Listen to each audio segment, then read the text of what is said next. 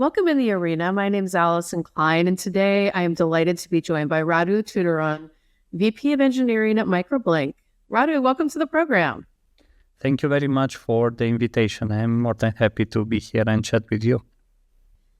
The topic today is identity verification and manifestations within that with AI. But can you just quickly talk about your role as VP of Engineering at Microblink, introduce Microblink, because this is the first time you've been on the program, and provide some broader context for your background in this space. You've spent 5 years working in this very space. What perspective has it given you on how fast fraud tactics evolve? Sure, happy to do so. So Microblink is one of the leading identity verification providers out there. We are powering billions of checks actually per year, so quite massive numbers in terms of document processing and extraction and verification and all the different aspects that are related to knowing your customer and identifying the humans. My role as a VP of engineering with Microblink is actually to lead the engineering department, which basically focuses both on keeping up, as you well said, with the latest technologies and developing our fraud protection mechanism in order to be able to fight all these different fraud elements that are being created day by day, but in the same time to provide reliable services to our customers in order for them to be able to operate at scale and in a reliable manner. And about my journey in the space, as you have said, I spent more than 5 years now in the identity verification. I also worked for some years before into the payment or banking transaction monitoring and the like, and several years in general in data processing and cloud services and everything related to that, which I think is a good combination to bring the enterprise readiness and reliability needed into this space.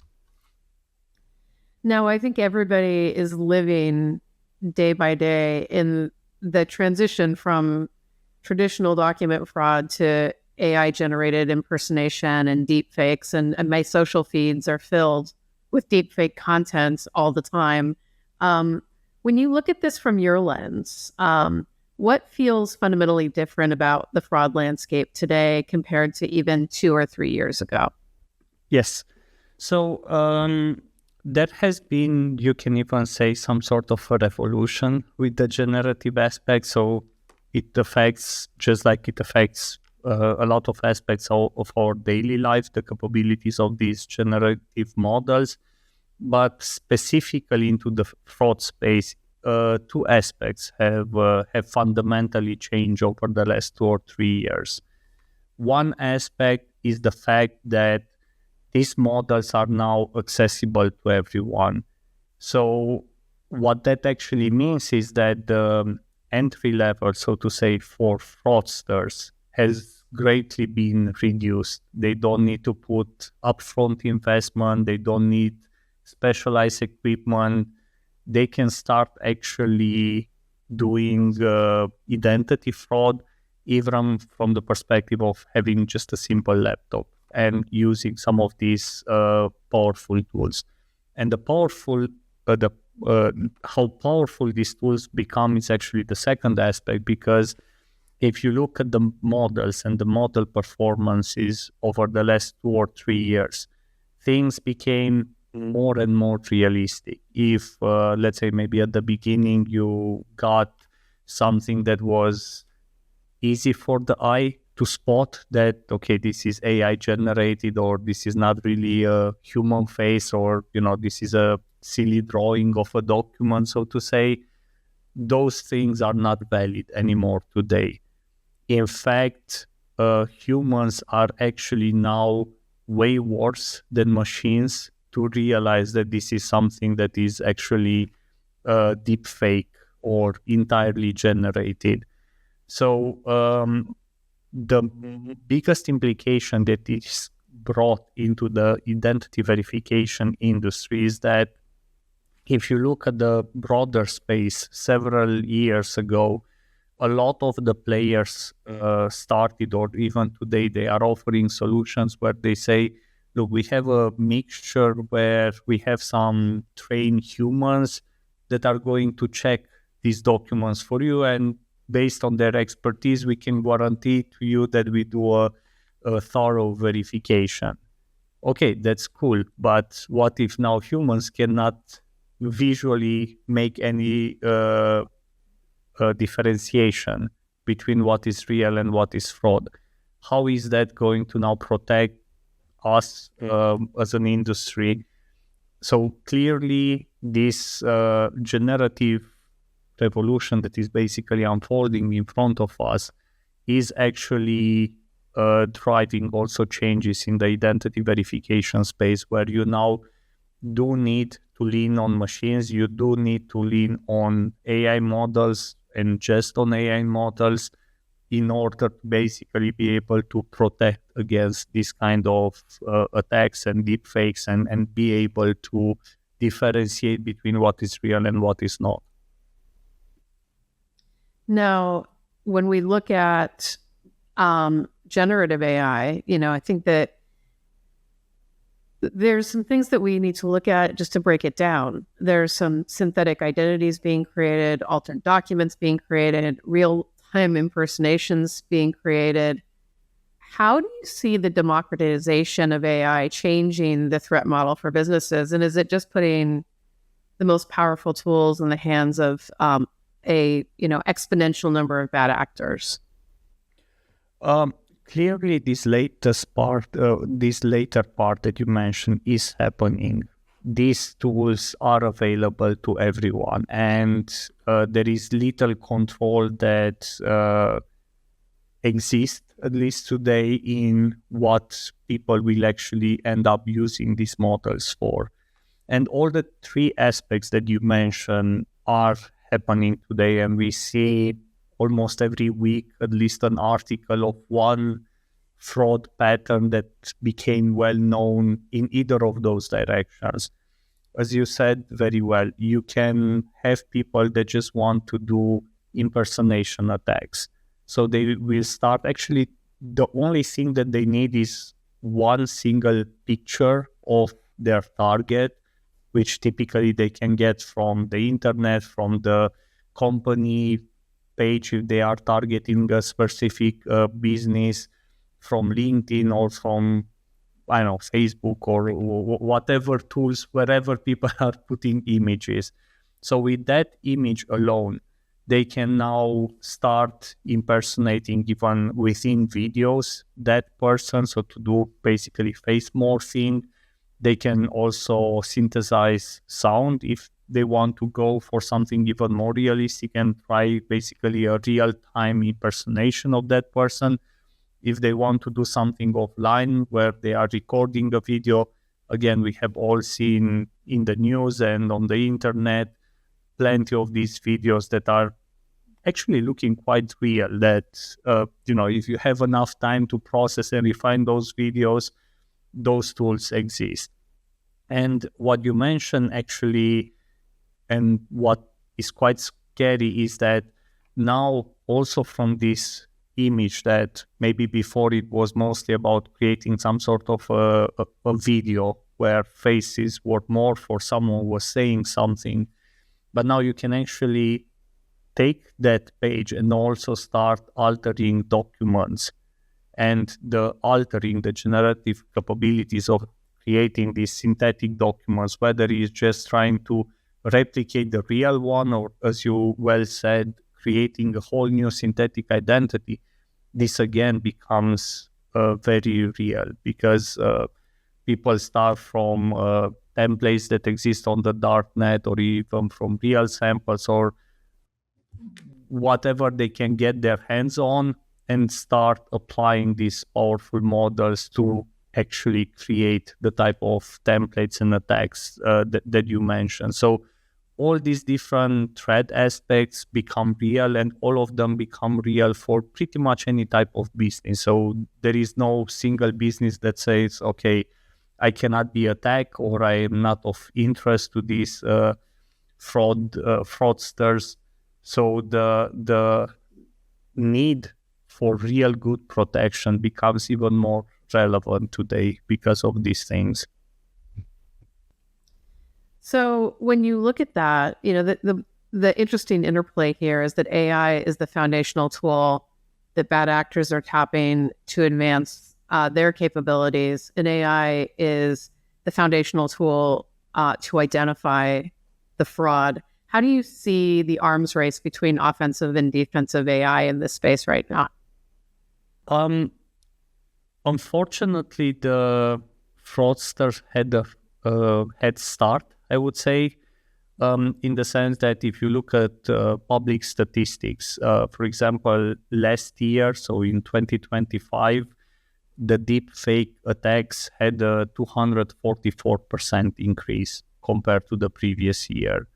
So as an unfortunate situation is that fraudsters started already exploit this to the maximum capabilities, and they are using this already now for more than a year, if not for the last 2 years plus.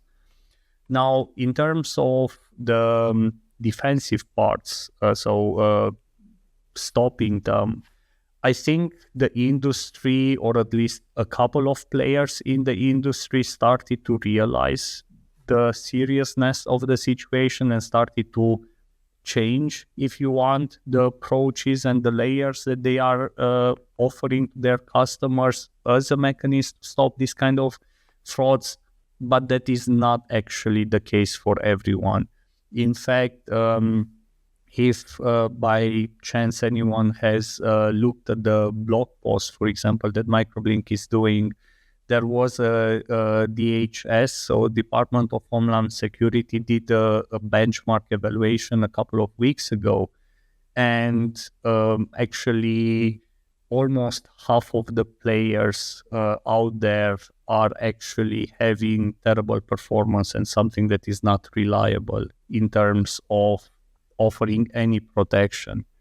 And the reason why this is actually the case is that simply the type of protections that you are building, or that maybe you have built a couple of years ago, might not be relevant anymore today. Just to give you one example, you mentioned, for example, the impersonation, the face impersonation. Someone takes a picture and tries to morph and pretend it's someone else. Now, I'm sure you have also seen, maybe even the audience has gone through such a flow where you are now doing the biometric verification and you are being asked to say, okay, move your head, or, smile, or look to the left or to the right or upwards and the like. That is a good example of how we looked as a protection mechanism some years ago, where the fact that you could do live such a challenge was the protection or the proof that you are human and that you are real, because the industry did not encounter the possibility of impersonating things in real time. However, that is not the case anymore, as you have said very well earlier. Well, you can now actually impersonate any face in real time and do whatever challenges. So if that's the whole protection, so to say, obviously that becomes almost useless or very easy to bypass. Now, when you think about the frequency of deepfake attacks, what do you think the readiness is in enterprise right now for these types of scenarios? And if you look at, is this a sea change adjustment, or is it an incremental adjustment to managing threat vectors? What does an enterprise need to do to get ready for this new reality? I would say that the first thing is to realize that if they didn't assess or re-evaluate their protection mechanisms for some years, I strongly encourage everyone to do a test. Just like, for example, for many of the security or cybersecurity practices. For example, you do a penetration test every year just to make sure that whatever you have in place is still relevant against today's threat. I would apply the same mental model, for example, also in the identity verification and deepfake space, because just like we discussed, the evolutions of and sophistication of these attacks increases. And now, if someone is using outdated protection, it is not a matter of, okay, can someone bypass? It's more of a matter of when that will happen. And this is actually, as sad as that sound, this is actually the moment today when most of the enterprises start to realize that, hey, maybe our protections are not necessarily the best or the latest one that they should be, when they are actually being hit by a fraud ring or by a large-scale attack or by some deep fakes that creates big damages. Unfortunately, many enterprises are still highly reactive rather than being proactive into this, and they end up looking for proper solutions relevant for today, again, just when something bad has already happened. Now, as you look at that landscape, what are the current limitations and capabilities to actually fight this fraud? And, where do you see Microblink playing a role here? So if we play again, what is happening is on the fraudster side, and you can already see a bit of a hint of where a good differentiation of Microblink compared to the others is that we have actually a really good understanding of how fraud patterns are being created as a first step for us to build the tools to actually stop them. So again, starting from the fraudster side, they will actually end up testing multiple hypotheses, multiple templates until they get one right. Now, this is also related to one of your questions earlier of, what has changed. Maybe in the past, the fact that you had, let's say, one identity that was able to bypass whatever security systems that were in place did not necessarily translate into a large-scale attack because, okay, you have just one sample. But today, now, once you have that one sample that can actually serve as a template, and then these fraudsters will replicate in the thousands. They will make small modification from that, maybe changing the name, maybe changing slightly the face, maybe just changing the shadowing or the lightning on that. And then out of the sudden, you don't have just one thing that you miss. You have 10,000 things that you miss from one day to another. And this is where actually the critical aspect that that comes as an implication on the defense side is how fast are you able to understand this and how fast are you able to react. That is, if by any chance you are not able to prevent it in the first place. And for example, Microblink, one of the things that we are extremely proud of is that we created what we call internally a fraud lab that actually has the mission to study these patterns, again, because we want to be proactive, we want to understand them before they hit our customers, and we want to be able to build those models and adopt existing models in order to be able to protect against whatever new type of invention of a fraud pattern exists out there. And again, it's all about the speed. Okay, once you realize that there is a new, even for example, a new model is being released, if you move from a Gemini 2.5 to a Gemini 3 or the like, everything changes, the capabilities change, the patterns, the way images are being created, all changes. So are you able to now generalize and protect against that, or whatever you have built 6 months ago as a protection becomes suddenly irrelevant? That's the kind of continuous work that we are doing in order to keep the models and the protection layer, the fraud protection layers up to date always. Now, from an infrastructure standpoint, how should companies rethink workflows to remain resilient? And what does that mean in terms of the underlying infrastructure requirements to fuel the fire here?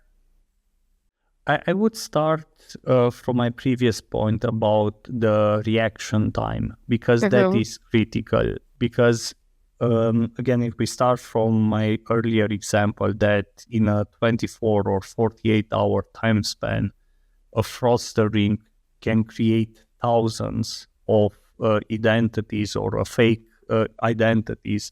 Now, if you take 2 days to update anything, you already have let in thousands of fake accounts, for example, or fake users and the like. And depending on what they can do afterwards, that can actually cost a lot certain businesses.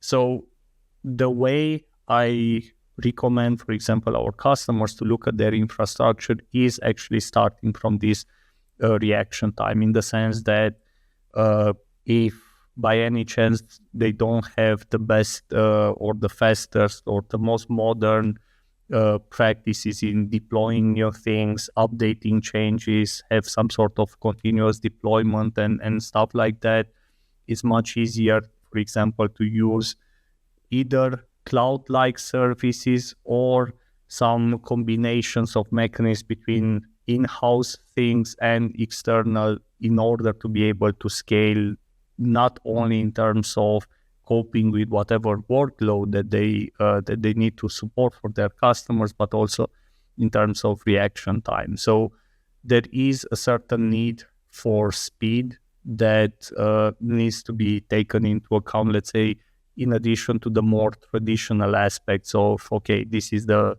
peak demand that I need to scale, this is the auto-scaling strategy that I have, this is how my infrastructure is going to support that load. So there is one dimension extra. Now, one of the things that I wanted to ask you, Radu, was, and I haven't really talked about my feelings on this up to this point, is that this is very terrifying for individuals too. And I guess one question that I would have for you is, as we look at this landscape and we think about, identity theft being something that is much more sophisticated and much more pressing right now, what would you say for individuals who are considering this space? And is there anything that individuals can do to protect themselves? Well, from the individual perspective, I would say there are at least 2 dimensions. First of all, everyone should be very careful what websites and what tools they are using, because you see every day at least some data breach here and there, and likely there is you cannot predict who actually will go in such a situation, but it's always a good idea to be careful. But more importantly, if we look also forward in how our world transforms, and we didn't actually touch much about the whole agentic space, for example, e-commerce and all those aspects, that I would say adds even an additional dimension on top of what you have said, because now if you also have agents that potentially impersonate or act on behalf of certain users or certain humans, I do believe that the core aspect that we should try to push the industry and the enterprises to use is to give actually a full control to the humans, to the individuals, over both their identities as well as the agents as they are coming. So what I'm basically trying to say is that if you look, for example, in things such as on-device identity, on-device verification, where, okay, you have now your phone, it's physical, your identity stays here, the verification is actually happening here, and maybe you do not need to provide to the e-commerce website your full identity and every details and everything. Maybe you just need to, for example, have something that is trusted to say, look, I'm over 21, I can buy, for example, a wine, for example. Well, you don't need to share more than what is actually needed. Those kind of elements could be done, for example, more on device. And the implicit question is, okay, why is that not happening then today if that would be a much better situation? And the reality is that, again, it's some sort of a legacy from the industry, because actually, besides Microblink, most of the players rely only on cloud solutions, so they cannot do on-device verification. So there was just not enough offering, so to say, to the enterprises to move the identity verification on device or in to give human control over it. And this is where I'm going next, also in terms of know your agent, that now if we want to have also agents that act, for example, for e-commerce on behalf of the humans, you absolutely need some sort of an operating system, so to say, in which the humans are in charge of their identity, of the association with the agent, and are having the ability to empower the agents or to actually cut the association and basically cut any access to that agent. Because otherwise, everything becomes available to everyone, and then you will have also agents that act maliciously, and the whole thing will take a very dark turn very quickly. Now, finally, for executives navigating this new AI-driven risk environment, what mindset shift is most important right now to avoid being reactive rather than strategic? I would say they do need to rethink their solutions. And as mentioned briefly a bit earlier, if they didn't look at things for several years, they might want to at least do some sort of health check, so to say, of how relevant are their current protection mechanisms. But the most important is to not be in a mindset to think that, okay, if by chance no such deepfake attack or fraud ring has targeted us for the last, couple of years, it will not happen. That would be, I would say, the worst mentality. And then if that is changing, then executives can actually take a proactive mentality to start thinking that, okay, if I accept that there is a certain high level threat out there, I can start acting now rather than when it is too late. Well, Radu, it's been a wonderful conversation on a very important topic in the world of computing and our society. And I really am happy that you and others at Microblink and others in the community are working on this incredible challenge, because it's so important both to business and to individuals. I'm sure that the folks who are listening online are going to be intrigued by what we've talked about today. Where would you send them to engage with you and learn more about what you and your team are delivering in this space?